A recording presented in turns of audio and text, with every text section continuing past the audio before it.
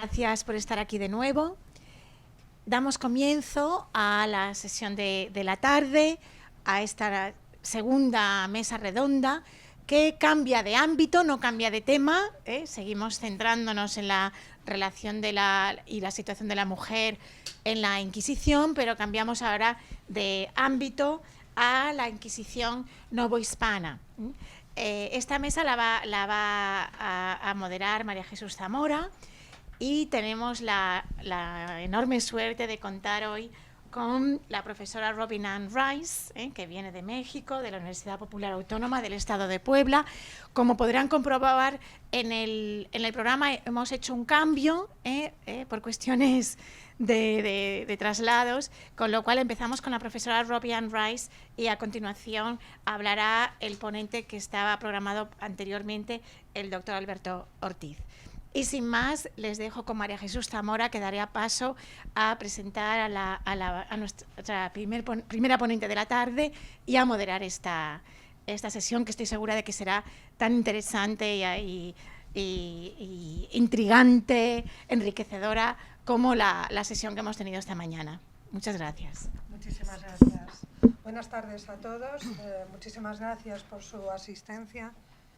Por el interés mostrado en este congreso y especialmente por su presencia en esta segunda mesa.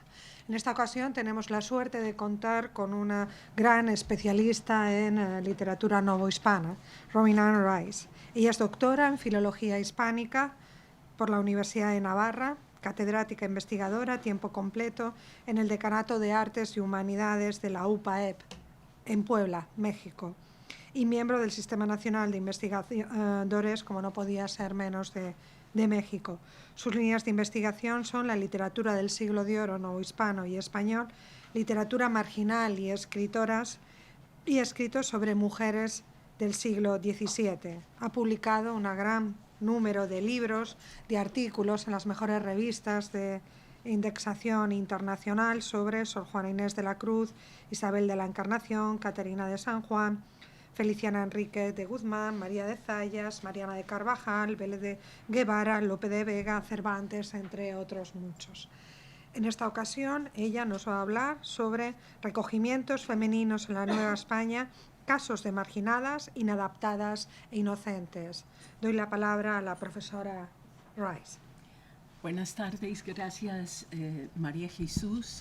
También doy las gracias a la doctora Marta Mateo, a la doctora Sonia Pérez Villanueva y a la doctora María Jesús Zamora, ¿no? Muchas gracias, y a las personas presentes en este momento, gracias por su presencia, etc.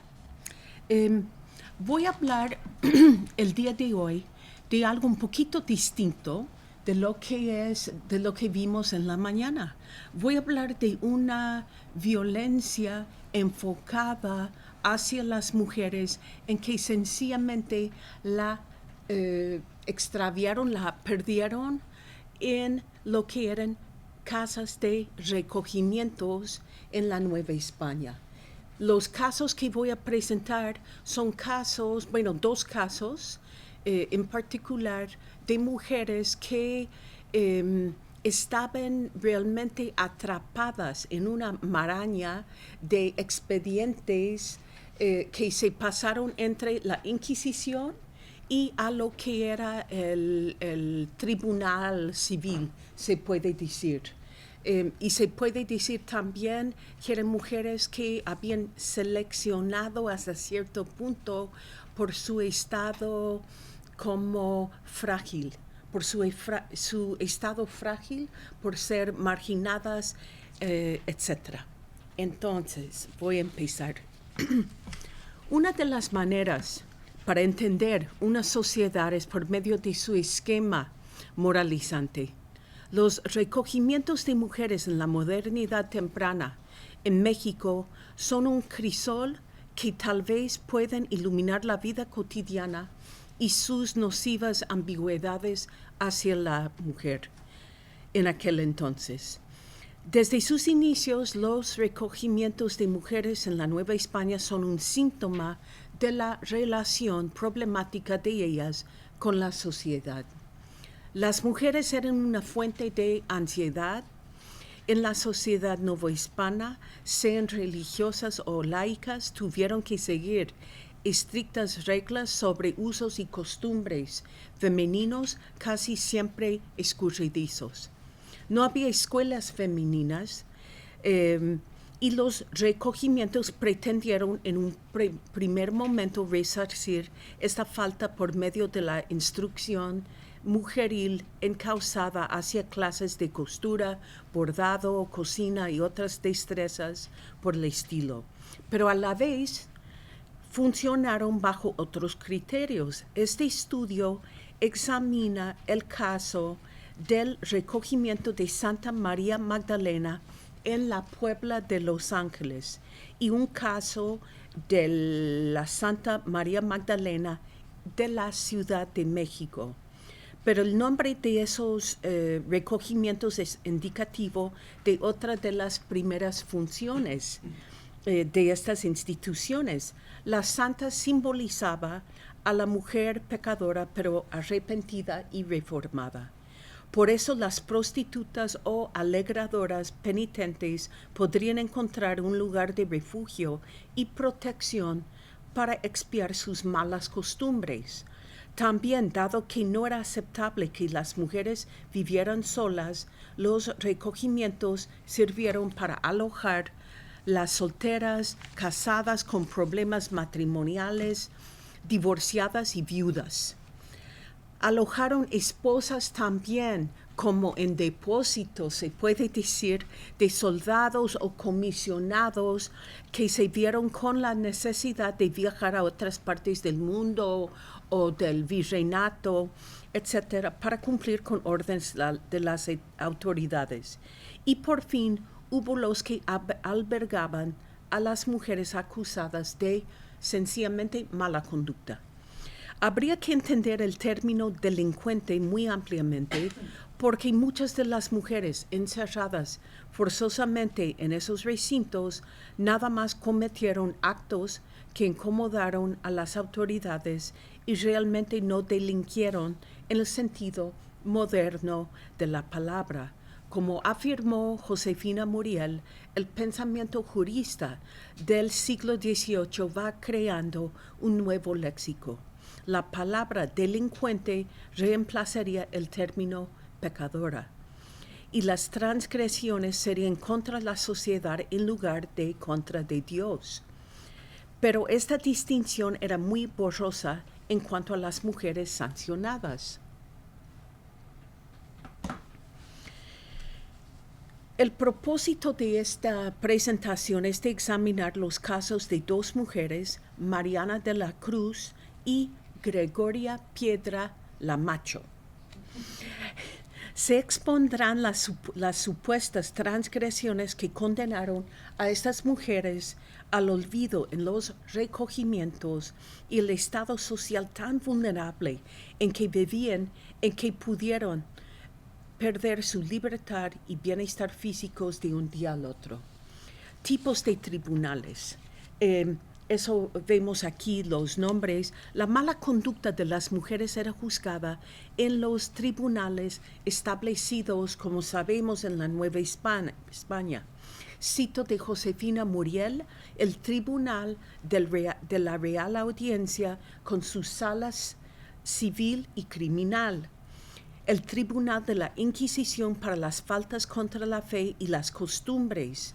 Sigue el Tribunal de la Acordada que perseguía a los bandoleros. Fin de cita de Muriel.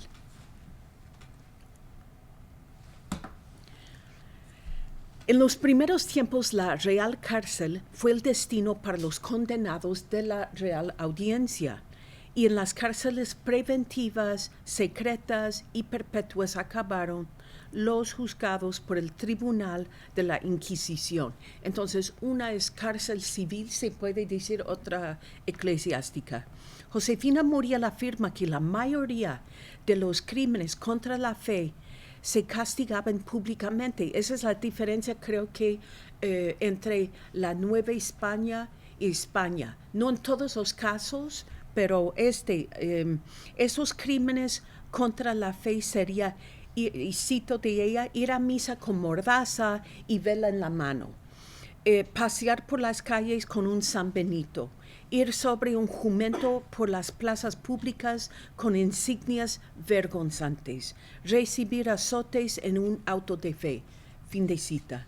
Durante los juicios contra la fe, la Inquisición perseguía delitos contra brujas, curanderas y hechiceras. En cuanto a crímenes contra las costumbres, la Inquisición castigaba a las bígamas, a las amancebadas y a las adúlteras.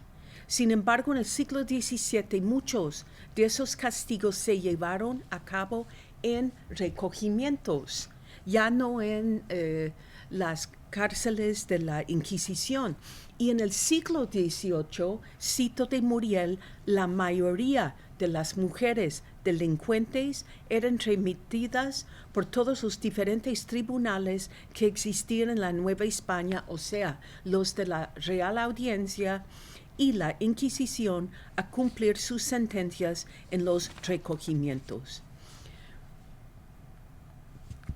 Mujeres pedían el divorcio más frecuentemente que los hombres por motivos de malos tratos, amenazas de muerte, golpes, insultos públicos y privados, adulterio, más los normales relacionados con falta de apoyo económico y los vicios, castigadas más frecuentemente por pequeñas faltas que los hombres. Las mujeres eran demandadas por adulterio, negación a hacer con ellos vida maridable o abandono en sus deberes del hogar. Bueno, se puede ver aquí por qué estaban las mujeres en los recogimientos. Ese es un ejemplo nomás.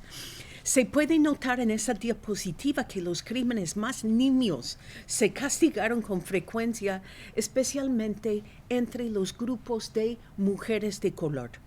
Sin embargo, lo que funcionaba en el siglo XVII ya se había deteriorado por las últimas décadas del XVIII. Y cito de Muriel, el trabajo como ocupación honesta y remunerada que se efectuó en las primeras décadas en los recogimientos fue siendo sustituido por un cruel trabajo forzado sin compensación alguna. Fin de cita. Había llegado a tal extremo el maltrato en los recogimientos que en las diligencias se quedó claro que la vida en la cárcel pública habría resultado mejor porque, y cito de Josefina, allí el trabajo era remunerado, o sea, en las cárceles, y voluntario, en tanto que en el recogimiento estaban obligados a hilar diariamente 4 onzas de algodón so pena de azotes. Fin de cita. Ahora menciono el caso que alguien mencionó en la mañana. Existían en otras latitudes la tercera vía, una vida religiosa femenina comunitaria sin la jurisdicción masculina. A partir del siglo XII, las beguinas causaron un escándalo porque prescindieron de la autoridad eclesiástica para fundarse y proliferarse en casas. En la Nueva España, los beaterios o casas donde laicas que tuvieron una inclinación religiosa vivían en grupos y practicaban su propio estilo de religiosidad. En general, les culparon de relajación moral sin fundamento en muchos casos. Otro ejemplo de esta conducta libertina que no pedía la intervención de los jerarcas eclesiásticos son las mujeres que en esos beaterios o viviendo solas, ¿no? Porque había de repente ciertas mujeres que vivían solas en sus casas, no bajo el cuidado o protección de los hombres. Había mujeres que hacían fiestas religiosas, pues más o menos espontáneas en sus casas. Personas privadas frecuentemente tenían altares, era común en sus casas y organizaban allí fiestas religiosas que se conocieron como oratorios. Estos holgorios comenzaron como celebraciones religiosas, pero poco a poco se fueron pues subiendo un poquito de tono. Entonces voy a hablar del primer caso, Mariana de la Cruz. Muchas veces mujeres devotas organizaban oratorios o fiestas para celebrar algún santo importante para su comunidad, para forjar lo que era la identidad comunitaria. Un ejemplo de eso es el caso de Mariana de la Cruz, mulata libre, que fue recluida en Santa María Magdalena en la Puebla de Los Ángeles por haber organizado una de estas celebraciones en su casa en mayo de 1649. En este caso, la mujer organizó un novenario para conmemorar el Día de la Santa Cruz, porque los mulatos y mestizos tenían una predilección por esta festividad que se ha celebrado en la cristiandad desde el siglo IV y es conmemorada el 3 de mayo. Hasta la fecha se conmemora en México con los albañiles, ¿no? Su castigo fue devastador para esta mujer, pues dictaminaron prender el cuerpo de Mariana y la ponga, cito del caso, la ponga presa en el recogimiento de Santa María Magdalena de la Puebla de Los Ángeles. La encargaron a la madre tutora de tal recogimiento. También confiscaron y embargaron todos sus bienes que fueron abonados seguramente al recogimiento o tal vez al tribunal eclesiástico. Entonces le quitaron todo. Una nota sobre el recogimiento de Santa María Magdalena, fundado entre 1580 y 1603 para señoras nobles y prostitutas arrepentidas, hasta mediados del siglo XVII, el recogimiento fue semejante a la de las monjas penitentes, puesto que llegaban por voluntad propia y con un interés sobrenatural. Con el tiempo llegaban mujeres condenadas a un recogimiento forzado por tribunales eclesiásticos y civiles. En su juicio, un total de 8 hombres, 7 mulatos libres y un español testificaron en su contra, también implicando a otros en el supuesto holgorio. Todos los testimonios son iguales, salvo en detalles mínimos o varían en los nombres de las personas inculpadas como asistentes al evento. Nada más uno de los testigos, el español, supo firmar su nombre. Los sucesos que no variaron de testigo en testigo y son descritos palabra por palabra casi idénticamente son los que se relatan a continuación.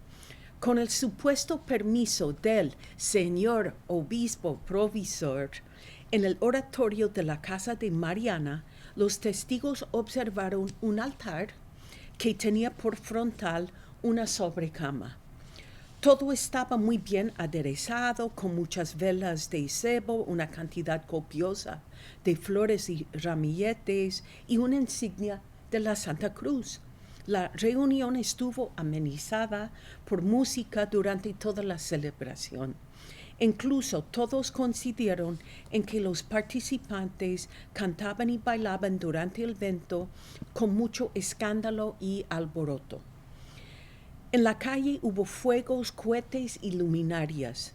Por el elevado costo de ofrecer una fiesta con tantos atavíos y entretenimiento, se repartió entre los entusiastas en la fiesta el sufragio de los otros días del novenario, para exculpar a Mariana o a sí mismos de la imputación.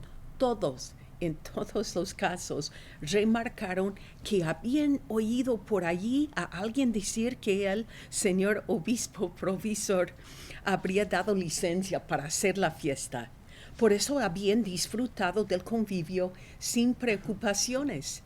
El único que sintiera una supuesta incertidumbre por asistir fue el español.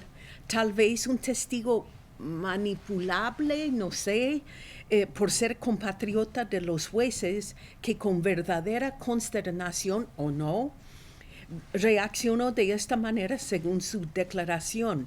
Y maravillándose este testigo de cómo, contraviniendo a edictos del Santo Oficio y del señor obispo provisor, se tenía aquel novenario, y preguntando si tenían licencia, dijo Nicolás de Rivera, mulato músico, que vive en el solar de Juan Tello, como había licencia del señor provisor, pues confiaba en esto y disfrutó con los demás la fiesta.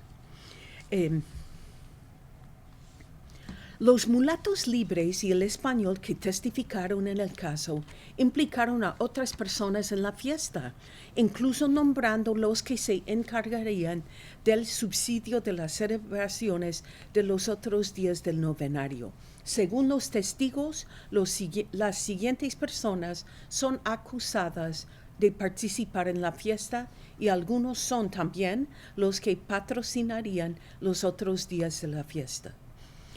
Los acusados por los 8 testigos de asistir a apadrinar un día del novenario son Teresa de Canales, negra, esclava de Canales, el cirujano; Nicolás del Puerto, esclavo de Diego de Coca; Vicente Montejo, mulato libre, que vive en Analco; Teresa, negra, esclava de Juan de Vargas; Ana, mulata esclava de Diego Pérez, notario del Santo Oficio; María, mulata esclava de Diego Pérez, notario del Santo Oficio; Miguel, indio candelero, que vive en San Pablo; y luego una mestiza llamada Ana.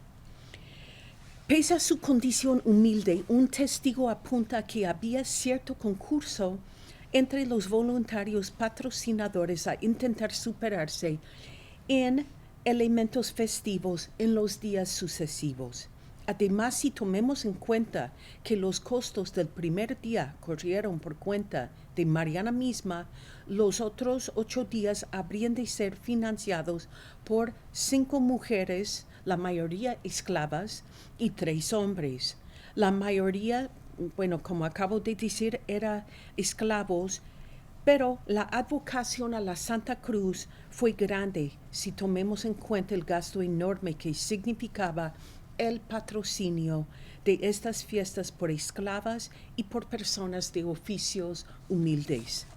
Pareciera que estas ostentaciones de la fe serían positivas, que la evangelización hubiera rendido sus frutos, tanto en los indígenas, pero también en los pueblos de otros orígenes. Pero el caso fue otro. Por un cito, eso es como la explicación, por un intento de motín y otros actos de sedición por parte de negros y mulatos esclavos, había muchos negros presos en la cárcel de México, y se habían descubierto, cito de Mauleón, grandes maldades y aún a las vueltas muchas negras y negros hechiceros, fin de cita. Para evitar que Puebla tuviera los mismos problemas, en 1612 se pregonó que los negros y mulatos libres o esclavos no podían llevar armas o formarse en grupos para cantar, hacer cofradías, bailar o andarse en grupos de más de 3 a la vez. Específicamente para, y cito del artículo de Mauleón, para la fiesta de la cruz habría capitanes y oficiales alistando a sus subordinados para cuidar del orden en este día y en las procesiones de Semana Santa. Fin de cita.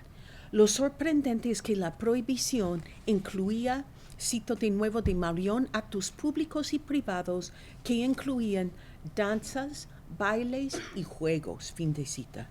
Un aliciente sustancial para estimular estas detenciones fue el pago de $1 de oro por cada negrocito de Mauleón, cada negro o mulato aprendido. Fin de cita. Seguramente después de la condena de Mariana, perseguirían a los negros y mulatos que habían sido testigos en el mismo juicio o asistentes al oratorio, y así conseguirían también más como recompensas. Ese es el caso de Mariana de la Cruz. Ahora, el segundo caso, Gregoria Piedra. ¿Tengo tiempo? Sí. ¿Sí? La Macho. Gregoria Piedra, alias La Macho, tenía un pasado problemático, pero el 21 de marzo de 1796, precisamente el lunes santo, su suerte se le acabó. En 4 ocasiones había estado presa en la cárcel de la ciudad por vestirse como hombre, por pleitos y por algazaras. También en el pasado la habían atrapado en la iglesia del Sagrario por recomulgadora, pues había comulgado vestida de hombre y luego había regresado para recibir el sacramento en ropa de mujer. Le acusaron de tener intenciones de vender las cédulas, que son la hostia, en la calle, ¿no? Para hechiceros o no sé, ¿no? Anteriormente, durante 3 meses, estuvo presa en la más lúgubre prisión de la Ciudad de México, la Acordada.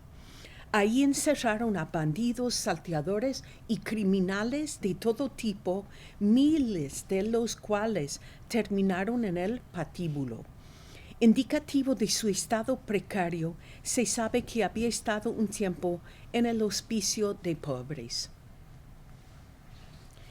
Es posible que cuando haya nacido en la plazuela de las Vizcaínas, en la Ciudad de México, a los pocos años fuera abandonada, porque los expedientes indican que había vivido en muchos lugares por el mismo rumbo: la calle de San Juan, el puente de Peredo y el callejón de la Vaca, sin mencionar jamás a familiares. Parece que siempre estaba en la calle, ¿no?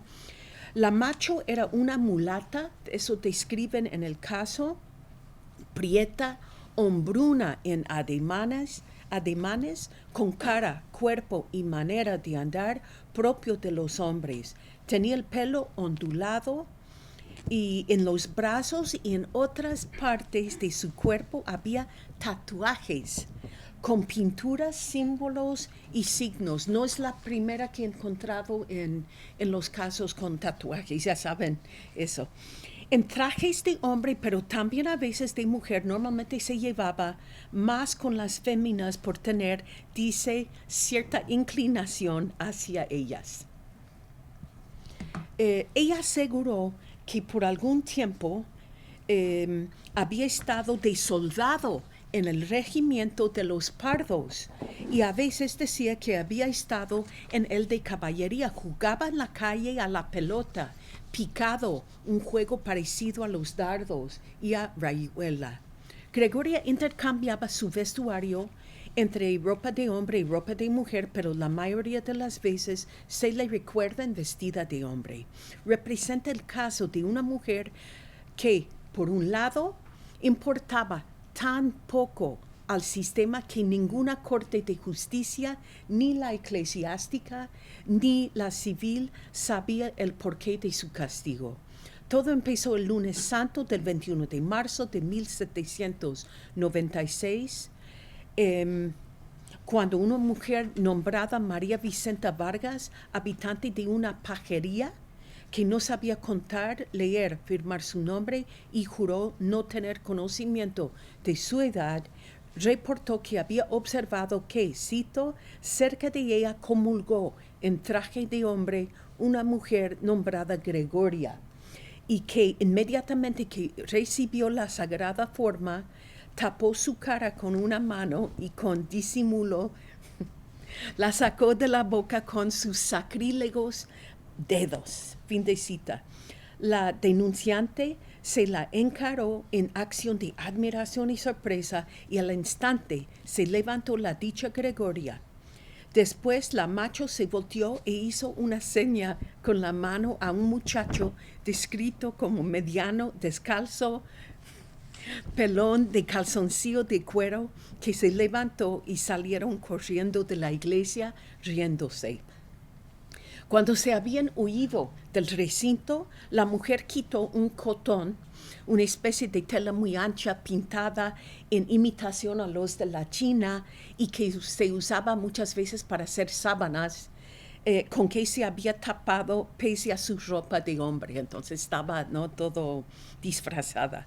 Por esta acusación, días después, un sargento del Regimiento del Comercio, José de Acosta, la capturó y la entregó a Juan Francisco de Anda, gobernador de la Real Sala de Crimen, quien la mandó a la Real Cárcel de Corte y a la vez pidió que se le informase al Santo Tribunal de la Inquisición, al cual consideró correspondiera el conocimiento de este delito, por ser sospechosa en la fe la citada mujer. Esta detención fue el Viernes Santo, 25 de marzo 1796, cuando la observaron en traje de hombre, con los otros mirones, como los llamaban, cuando pasó la procesión de aquel día. Se burló de la procesión e intentó soplar la vela de una participante para apagarla, mientras se reía con el muchacho de la iglesia, ¿no? Entonces, una traviesa, en pocas palabras, ¿no? Bueno.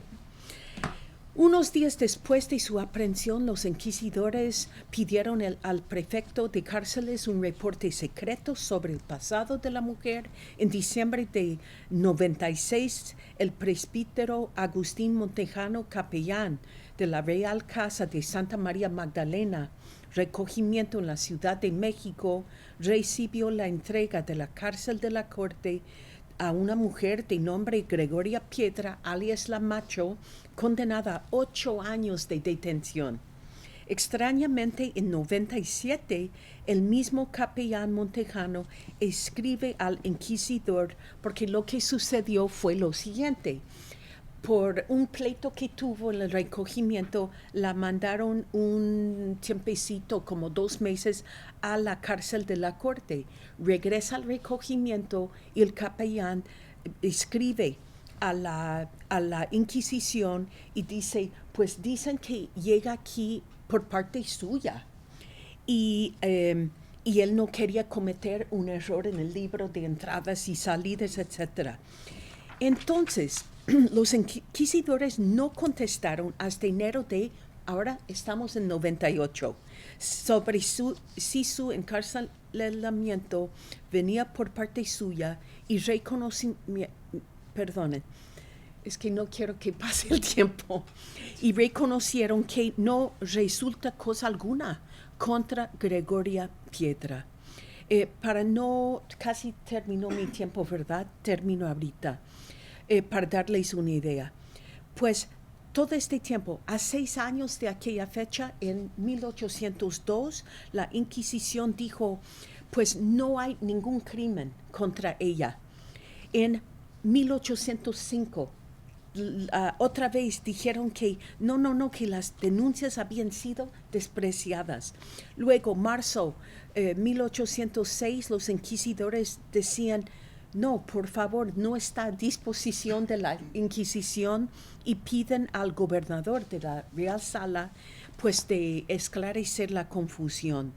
10 años después de su encierre allá en el recogimiento en 1808, todavía anda por allí y dice el mismo capellán, pues ya tenían otra vez los autos y dice, cito del caso, los autos formados por la Real Sala, remitidos por su gobernador al tribunal, a que Gregoria Piedra está expedita, liberada por lo correspondiente al santo oficio, con atención a que por sus actuaciones no resulta probado crimen alguno de su privativa jurisdicción.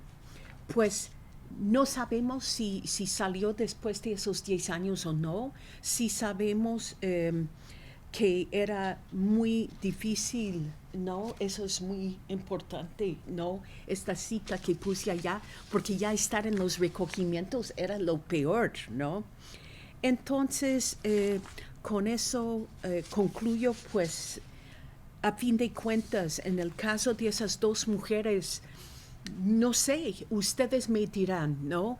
Dos mujeres de color, vimos también, revisé varios años de las mujeres que estaban, ¿no?, clausuradas en esos recogimientos, y siempre eran mujeres de color y muy pocas veces españolas, y normalmente fue por amancebadas, ¿no? Y luego esos casos tampoco están comprobados. Además, se perdieron siempre sus casos entre una corte y otra corte, un tribunal y otro, para que nunca pudieran salir, ¿no? Y la otra cosa, en el caso de Gregoria, pues no tenía nada, no le podían quitar más que su libertad, que era bastante. Pero en el caso de Mariana, ya tenía como su casita, tenía su altar, tenía su grupo de amigos, y etcétera, y le quitaron absolutamente todo y se quedó allá también años en la clausura. Luego no hay noticias de ellas saliendo o después, por supuesto. Muchas gracias.